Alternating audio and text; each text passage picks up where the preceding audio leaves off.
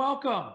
It's time to have another Casual Thursday podcast and just discuss management science and tools and applications that you can immediately use in your business or your life.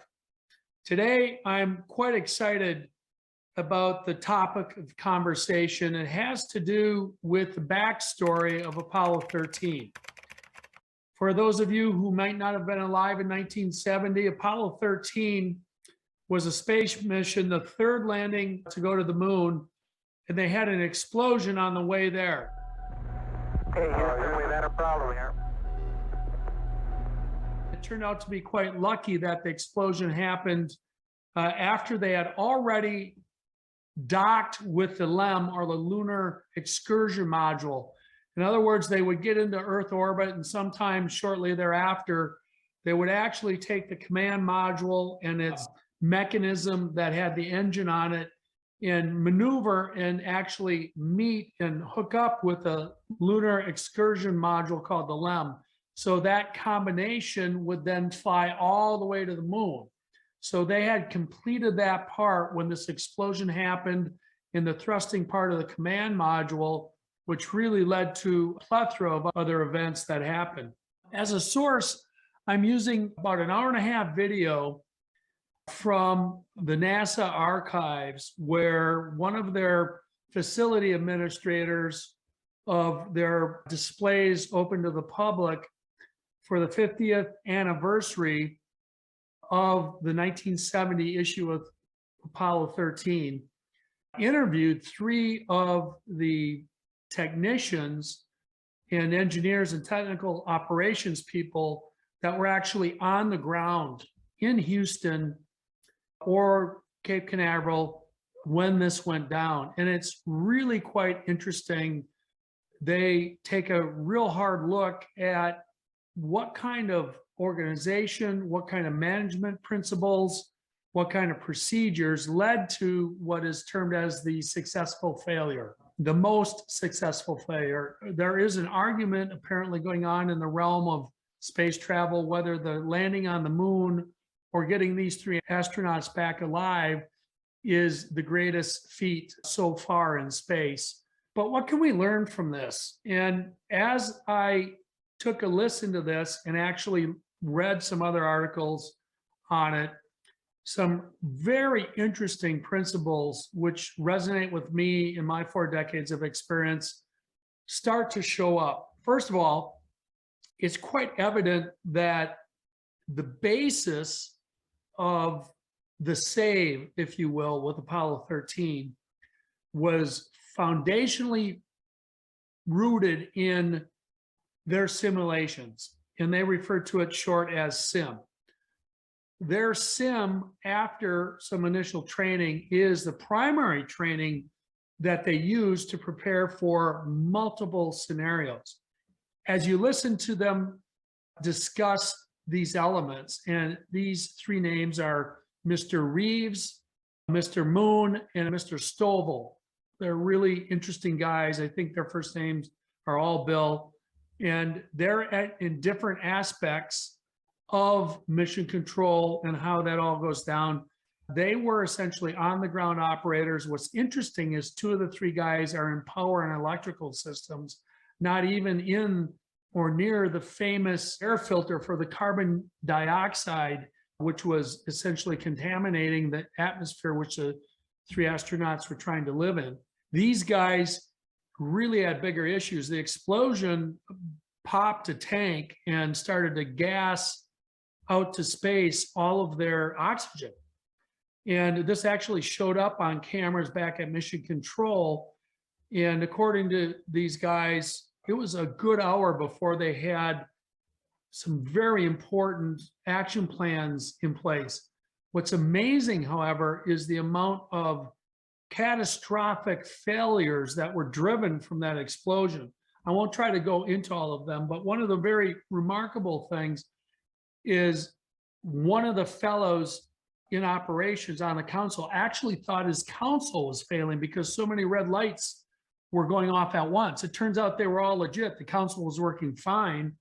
And the fellow had to gather himself and was part of the solution to decide what to do going forward. Certainly wasn't alone, but it's a really interesting position to imagine yourself in. If you had a catastrophic thing happen at work, which is really what we're trying to do here. We're trying to understand how we can pull out of this story actionable management methodology, procedures, knowledge, skills, and disciplines that we might be able to implement at our businesses or in our careers if we work for another company. Again, what that might be, that catastrophic failure compared to what you might have gone through, is an interesting thing to think about. I mean, what is that? In the mining business, which is very dangerous, fatalities happen. That's a catastrophic failure that can really put a wrench, besides the obvious tragedy involved and emotion and personal fallout from that, into procedures and results. Other examples might be major well-funded competitor entering your niche. It might be force majeure issue like a tornado comes through. It might be a key employee leaves and you don't have their intellectual capital documented in sound procedures and training modules. There's just a plethora of things we can imagine as managers, business owners, fit professionals out there in the workforce that we might have to react to. So again, at NASA, all three of these guys constantly refer back to their training as what got them through this. And the training is really interesting to look at. They give bits and pieces. I can only imagine the breadth of procedure, of expertise, of systems that capture what they do. But we can really ascertain from their descriptions what's going on, at least at a high level position, and learn from it. So first thing in training, and they didn't talk about it this way, but later in the conversation, how do they assess a team? What do they do with somebody who comes in? How do they find people that can put up with this immense pressure? That was actually the question. It's a really good question. If you're running astronauts to the moon and you have a catastrophic, you got to be able to stay all the way into what's going on there, all the way focused. And all three of these fellows talked substantially about their simulations. It's pretty obvious that the simulation personnel are separate from the operations personnel. They're off truly brainstorming in a separate circumstance, completely oblivious to the operations person, what kind of curveballs they're going to throw at the ops when they're running simulations. And they do this over and over and over. They did not discuss the percentage of time, but based on just their body language and voice inflection and emotion in their face, the simulations were unbelievably challenging. And there was, besides hiring people that can get this, let's get back to that. Very briefly, what they said, one of the guys talked about his story, and he has personal circumstance with the hiring manager who knew about his personal attributes, being able to take high pressure situations.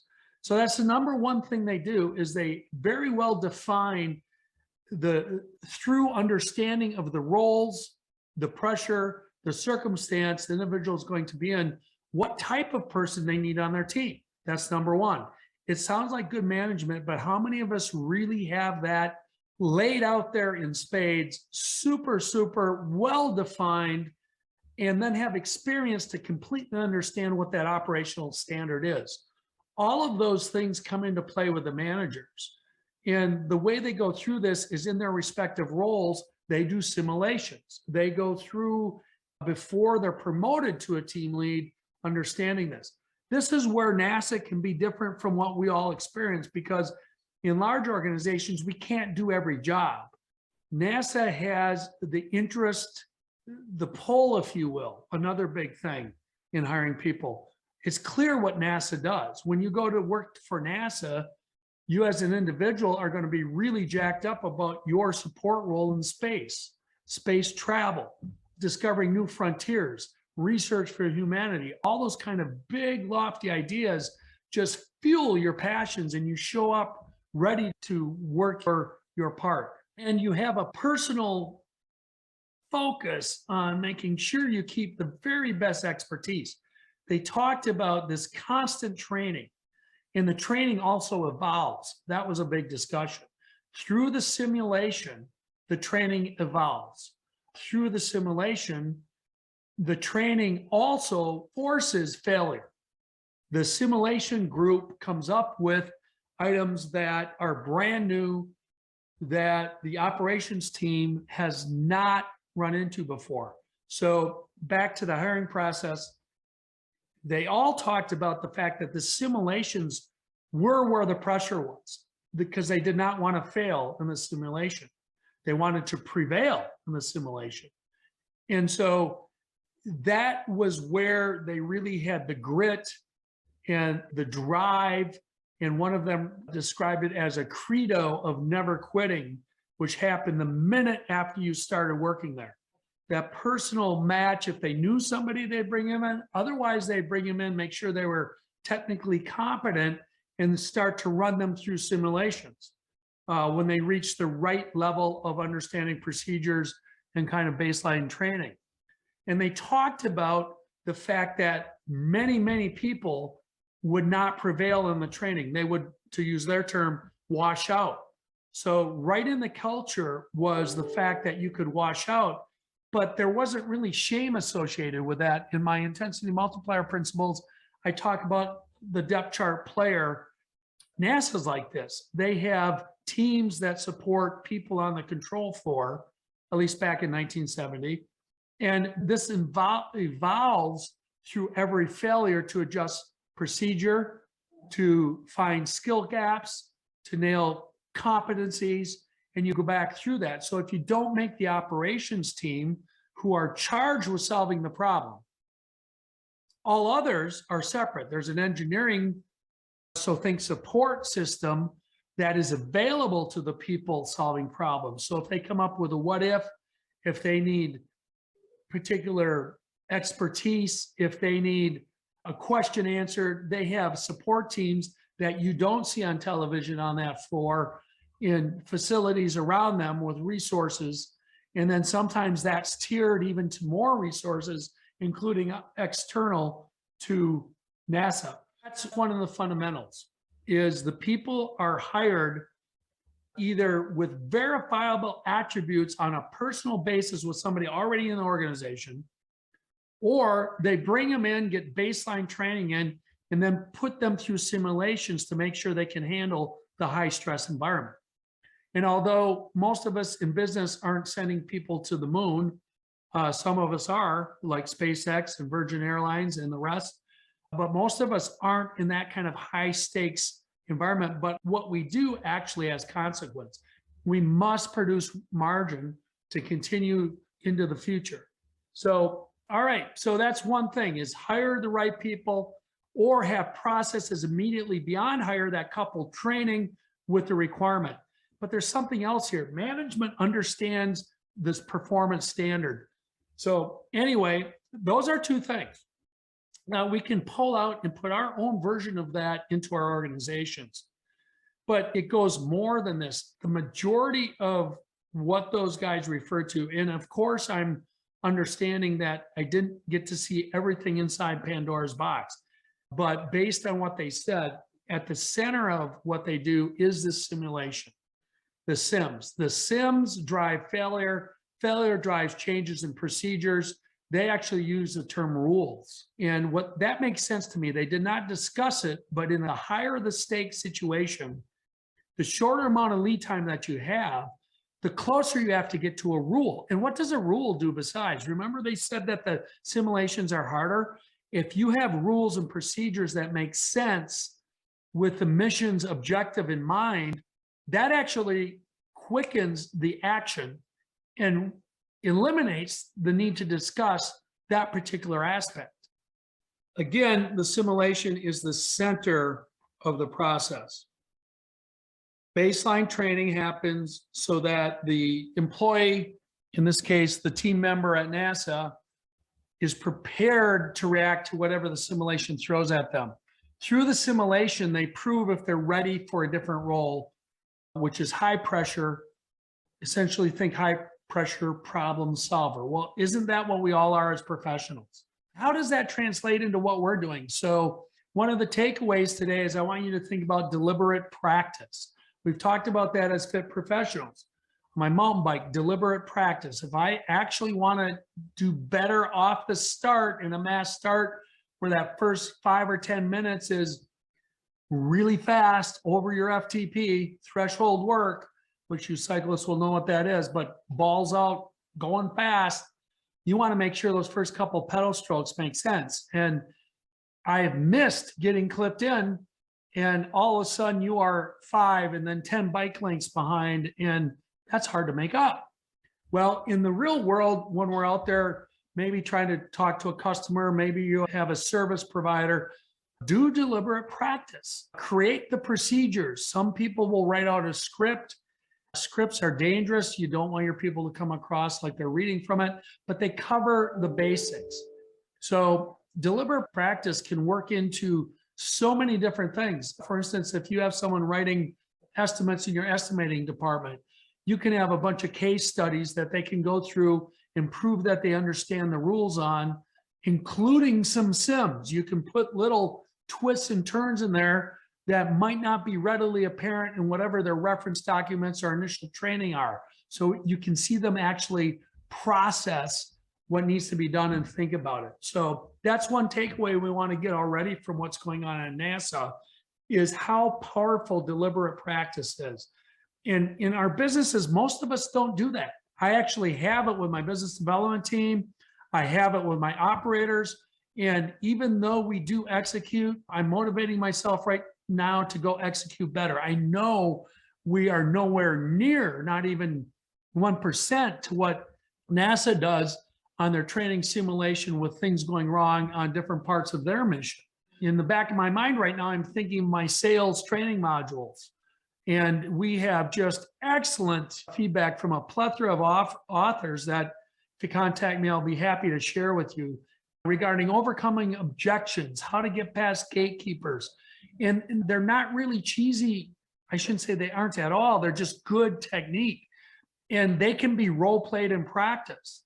And I know for a fact that I just don't have my business development team going over and over and over and over. I mean, you can't write that down enough times in relation to NASA. And they were able to have this catastrophic blow up, which led to a whole bunch of other problems, including the air filter that failed.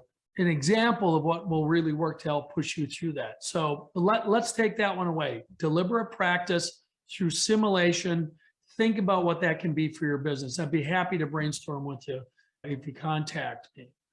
So what else do? They actually use that failure to adjust their rule.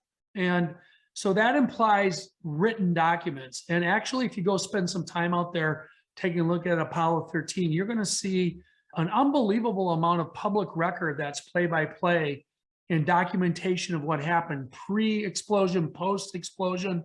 And it becomes the basis for which they make the procedural change on. One thing that really impressed me is Reeves and Moon and Stovall that were in this video that's in the archives talked about after they had successfully got through the Apollo 13 debacle with a picture that I'll probably insert here of the astronauts successfully coming out of the capsule and then getting cleaned up and through protocol on the aircraft carrier.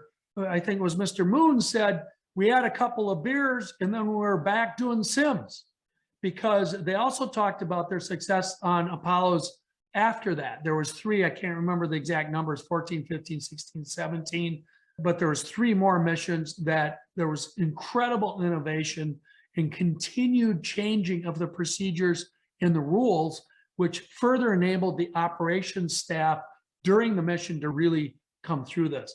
One other thing that's really interesting in the Apollo 13 issue is how these 3 guys who were not directly involved with the filter fix that's in the movie discussed the pivotal role that the 3 astronauts on board had in that problem solving solution.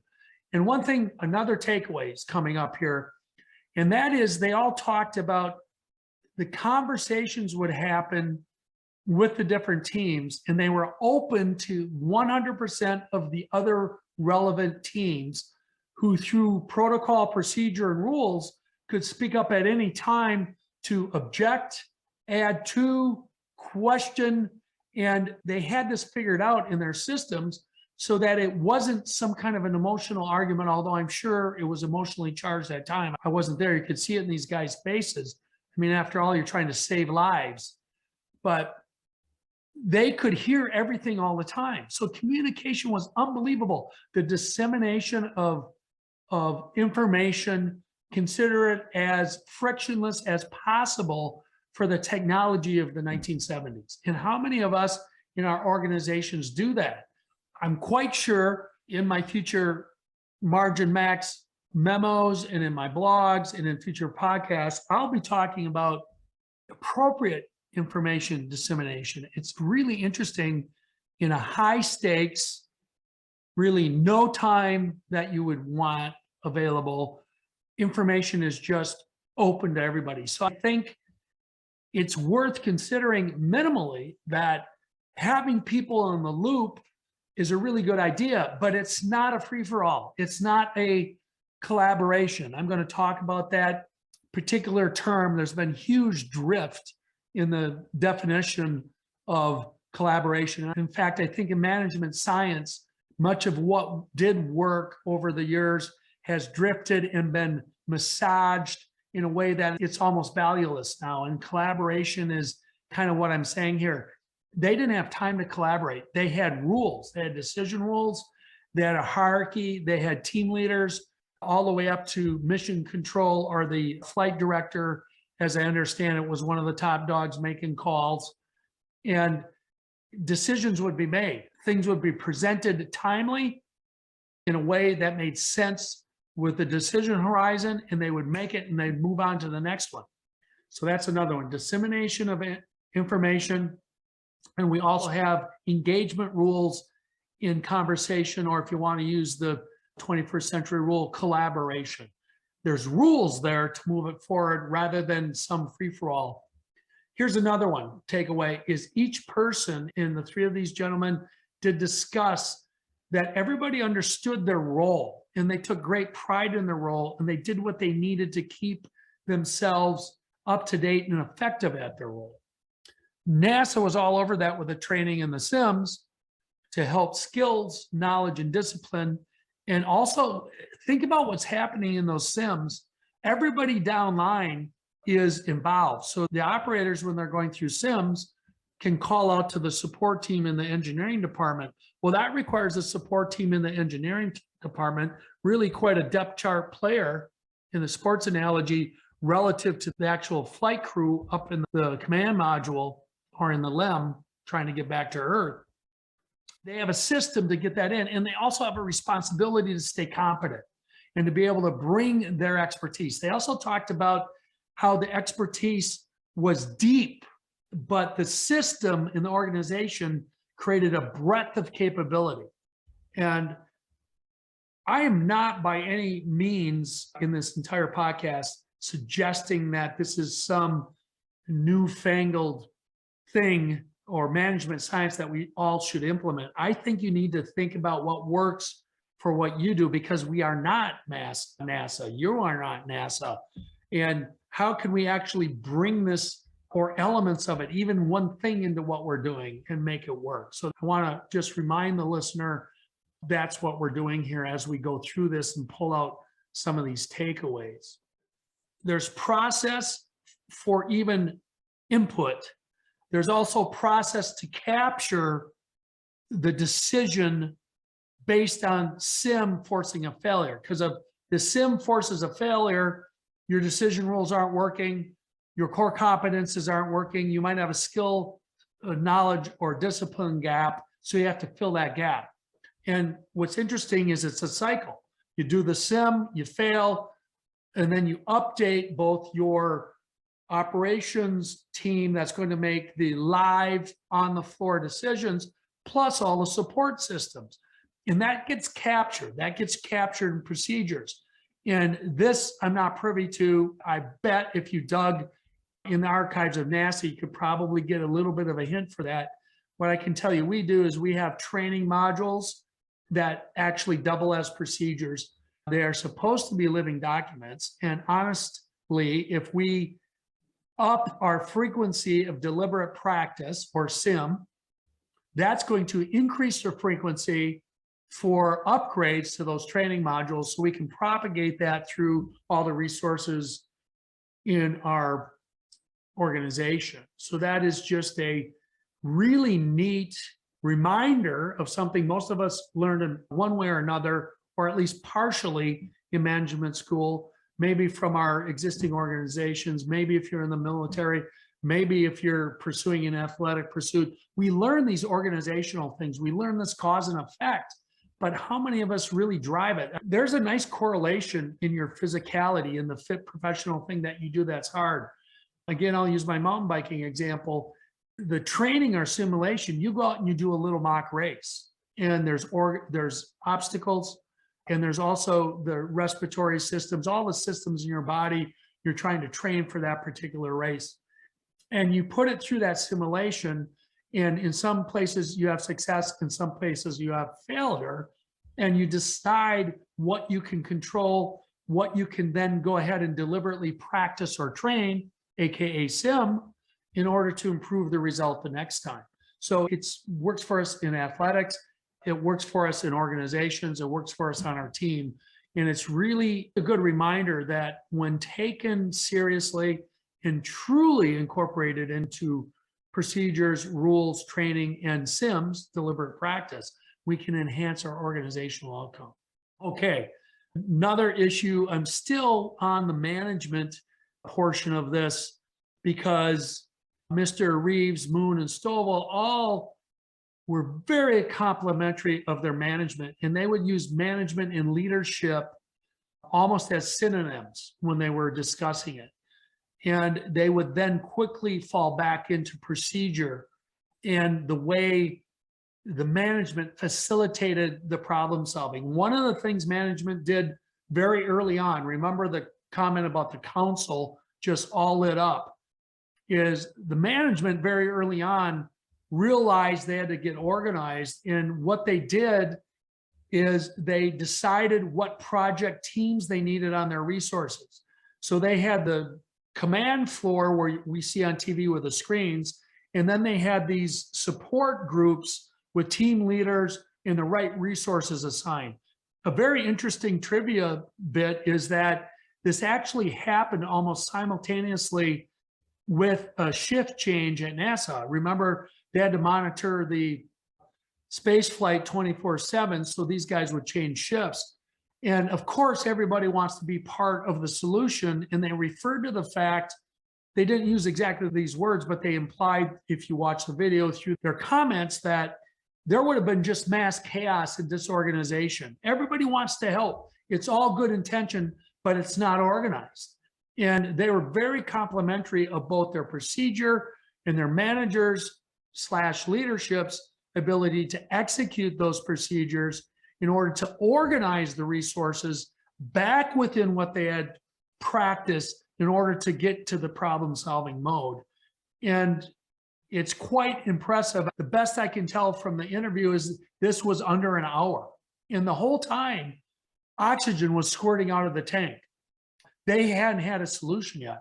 And I haven't done enough resources to find out exactly when that timing was, but I find it absolutely amazing that they paused to really get organized within what they were used to, within what they had practiced, within procedure, in order then to lead teams of resources through solutions.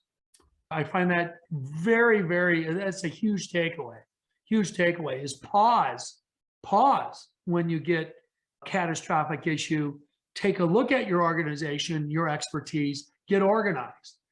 So that's number one. The other thing they did is they broke down the problem. Remember the council, again, that was a plethora of different problems. Each problem was then assigned and broken up into sub-problems for different teams of resources to solve. And that's just amazing, amazing organization. They did it unbelievably quickly. And again, it was based on existing protocol, existing procedure that was already in place. They just had to now execute. So it's very interesting. The leadership role was to make decisions. In the movie, this is exemplified when an engineer brings up an idea in the program director, whatever that role is at the time, moves to the next person. You can see the particular engineer feel a little bit bad about that moment, but then they get right back into it and they just roll forward. And I think, although these guys didn't bring up those kind of decisions, they found really kind of a calm in the fact that this was being handled, that they knew their role. They were going to do their very best on their role. Remember the credo, don't ever, ever, ever quit. They were going to get it done, and then they were going to cycle back around and help until the mission was accomplished. And I find that another really quite good takeaway. Roles is a takeaway. So the depth chart player at NASA are in the support rooms, maybe not even in the organization, they're vendor supporting the support rooms. Everybody fell into their role, understood the hierarchy, and got it done. So understand your role, train for the role, and then they validated competence through simulation. We got to remember that in our organizations. This is such a rich case to discuss for management science. I really highly recommend that you go watch this roughly hour-and-a-half video and think of it in terms of management science. Try to read between the lines, understand the consequences, and I think you'll find it a really nice add-on to this. I came up with a little acronym that these guys really exemplified in their management process, and it's 5 A's, 5 steps. First step, assess. Second step, aggregate. Third step, align. Fourth step, assign. Fifth step, act.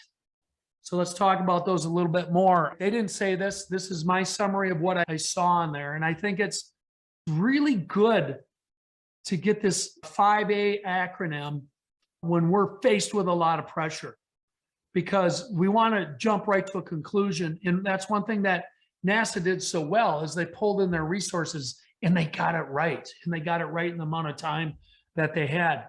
So when we assess, that's really what is the problem. Mr. Reeves, Moon, and Stovall all talked about how management didn't get stuck in a compartmentalized view of the problem. They saw the whole problem and they worked to see the whole problem. Remember, they took time as oxygen was flying out of the spacecraft. So in other words, shit's really hitting the fan, in order to assess and understand the problem. At that point, then they start to align resources. They break down the problem as part of the alignment, and then they aggregate around those specific areas. They push the right resources in teams where they need to go, and then they assign responsibility through that process. They are aligning competence with capability in a process that they already in existence to solve these kind of problems, which they had run that process over and over many, many times in their simulations. I find that just unbelievably instructional for us in the professional sectors. And then they act. So act is last. I mean, when it's catastrophic, aren't you very interested in really getting rocking and rolling and getting things moving? I mean, you are. I just find this fascinating. So I want you to take that away. And remember, these 5 A's is already inside a process that they had used to adapt so many times before, and they ran their process. Now, I don't know if these words are in theirs, but this is a takeaway that I think we all can use. Again, it's the 5A Apollo 13 process. So number 1, assess the problem, the big picture, understand the entire problem. Take time to do that. Listen, understand, assess, get the data. Number 2, aggregate the problem. In other words, really it's the data. What are the data? Can I get pictures? Can I get inputs? What's happening in real time? They did talk about that, is they had the operators in the control room trying to work the problem in real time in the best they could, as the support groups were doing what we're talking about here. They were doing their version that they could in real time, and it was happening in the support groups around them. So aggregate the problem. In other words, what resources do I have? That's where we're thinking about starting to match capability to competence in my organization and with my vendors. Then align. Align is the step where we actually do that. We might change teams. Remember, they had 2 shifts in at once. They literally had everybody there. I'm sure there was duplicate roles that were there. They had the beautiful ability then to have duplicate roles to assign to multiple problem sets.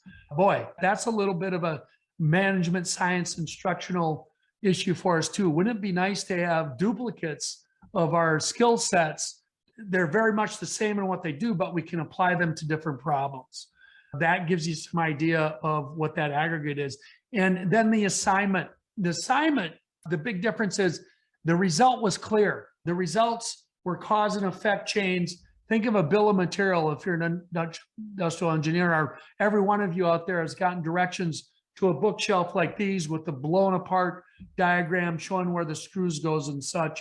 That's how these problems were. They had to solve problems along the way. So they would assign problems to teams, solve those problems, and then move on to the next one. And then, of course, the act of solving the problem. Once the problem's solved on paper, then you have to actually implement it. So that's a whole nother thing. So again, it was really clear. And that then was embedded in on-the-fly adjustments to their rules. Some of their rules didn't work anymore. Some of their procedures didn't fit this situation. To quote one of the 3 gentlemen, Reeves, Moon, or Strobel, they said, we could not imagine our sim guys, our sim team, throwing this kind of event at us. And so they hadn't really seen this kind of event, but they had seen combo events before that were very frustrating, that prepared them for this. They also discussed their ability to stay cool under pressure. They were asked about that. And every one of them went back to sim. The stress was in the sim. I didn't want to fail. It was about never quitting, never quitting, never quitting, getting it right. And if you didn't get it right, I'm sure there's a bunch of procedure and extra work to rewrite the rules and procedures in the protocol for when whatever they're talking about happened again. And I know that's the same way with my team. When something happens and I say, I'd really like you to go update that training module. I'm a fairly small company now. You have to have managers go follow up on that because everybody's busy. It's above and beyond the normal course of the day to go update the training module so the next resource that has to get through that. But again, we double as the procedure. It's very important to capture the procedure. The other thing is they asked them about how do they get this attitude? And it came out that they recruit for the attitude. But again, one of the gentlemen said, the minute after you arrive, this credo of never quit happens. In the training, it's never quit. In the sim, it's never quit. It's a huge part of the NASA culture in 1970 in the Apollo program. And the way their support systems, everybody's just going to work the problem. They keep using that phrase. We just kept working the problem. We get done with one problem and we go on to the next problem. In the recent Mars film with Matt Damon, you hear that a ton. I just kept working the problem. One problem, solve it, move on to the next one. What's so impressive is the discipline that comes out in order to understand clearly that the problem you're working on now needs to be solved in order to set yourself up for solving the next problem. That's not necessarily a crystal clear thing in management science, in running organizations, and trying to get a startup going. But the discipline in the message is get something done now, make your best shot through the 5 A's when you've assessed, aggregated, aligned, and assigned the problem before you act. You've made the decision that this piece needs to be solved before you go on. And that takes discipline And you gain that confidence through your practice. I can't say enough about deliberate practice in professional management and being a fit professional. If your company is not supporting this, or you don't have the resources, there's just a tremendous amount you can do on your own. You can get business books, you can take online seminars. Now with recording podcasts on Zoom, you can actually practice talking about it too, and watch yourself and go back and see just how you were able to perform on that particular aspect. Again, a bunch of takeaways from what we've learned today. But before we think about summarizing those, I really believe the NASA Apollo 13 successful failure is based on profound organizational alignment. The alignment goes deep, way beyond each individual. It's in their procedures. We heard about it being in their training. They execute on it. And then it's based on a value system that drives everybody. They have unbelievable goals that they want to be a part of. Space travel, saving human lives, making humanity better. All the things that NASA is for and does motivates them as an individual to take the steps they need to fit into the mission. And there's also this profound realization of their role and being more than okay with that role. And I would love to work toward trying to understand more about that in the NASA of yesterday and of today, try to understand if there's any other principles we can pull out to try on in our organizations to see if they fit. Alignment in people, it's the classic sports analogy. If I'm a high school football player and I have the talent to go Division I, and Nick Saban's calling me from Alabama, you know, in 2020, 2021, 22, when this was recorded, he's still alive and active down there, doing a great job. You're going to one of the best programs in the country. This individual football player, it's highly unlikely they're going to say, no, I think I'll go play baseball at Northwestern. It just doesn't happen that much. It certainly, there's exceptions to every rule, and we can probably come up with a story or two talented multi-sport athlete. But our careers are like this. You go to play football, that's your chosen career. And football is the industry. So you choose an industry. You have a position, that's your career. You have the company, that's the Alabama team. NASA's like that. Aerospace, NASA, and then where do I fit? There's just no question in these people's minds. I think the vast majority, upper 90%, if you actually polled them in an internal survey, that's my hypothesis. I think there's just going to be very, very few people, 1 or 2 out of 100, that don't think they fit where they need to be. Maybe they have some animosity of getting passed over, but it sounds like in a culture like NASA's where we don't quit, you just double down on working on your knowledge, skills, and disciplines to move yourself forward. I think it's highly motivating to understand exactly how this went down. In summarizing again, we want to talk about alignment of key parts of an organization. So the actual organizational structure needs to be aligned, with the procedure needs to be aligned, with the training needs to be aligned, with the people in the organization needs to be aligned, with the mission needs to be aligned. And then that needs to be actually deliberately practiced through simulation to take variables out. Through that process, we reduce risk of any other outcome than what we want, which is exactly what Mr. Reeves, Moon, and Stovall talked about. Their sims reduce risk in the mission. So the missions were actually more comfortable than the sims. That's an interesting takeaway too. Make your deliberate practice tougher than the actual operational requirement of the employer or the team or what you're going to be working on. The other one is the iterative nature of using your practice, your deliberate practice in your simulations to force failure. Keep pushing it till you find a failure.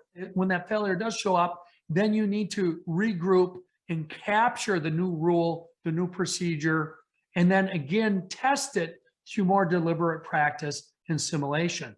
This is actually a little wheel of procedure that you can use in different places in your organization and also overall in your organization. Then we got into management. We talked about management and some management science we can take away from this Apollo 13 issue. And that includes management, the way they hire. Two top things were exemplified by the Apollo 13 case with Mr. Reeves, Moon, and Stovall, in that they would hire with personal understanding of the individual's capacity to survive in some environment that was reasonably close to what they would face later. Secondly, if they were not able to do that, they would double down on the competence, get this person down their initial learning curves and training modules, and then get them into simulated roles rigorously to the tune that not everybody could make it.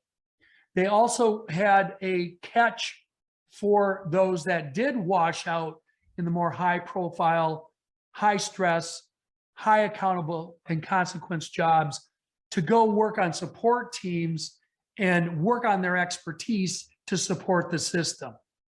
They also had an unbelievable culture. The credo, it was talked about as "we never quit." You don't quit, you just keep trying and trying. You repeat till you get it right, was burned into new hires from the first minute they arrived. And it makes sense in the sim. You can't walk away from the sim and say fail. You got to walk away from the sim with some plan of action. And to push yourself and to pull on resources to pull that in is really a good takeaway. Another takeaway is everybody knew you could listen to the conversations in control for a support team, with other support teams, whatever was relevant to what you were doing as a member. And you could interject input at any time. You could disagree, you could suggest alternatives, but not ad hoc, not in today's kind of modern off-the-cuff collaboration that sometimes can run amok in organizations. It was grounded in rules and protocol in order to bring what they needed to the top in order to move on to solve that particular decision.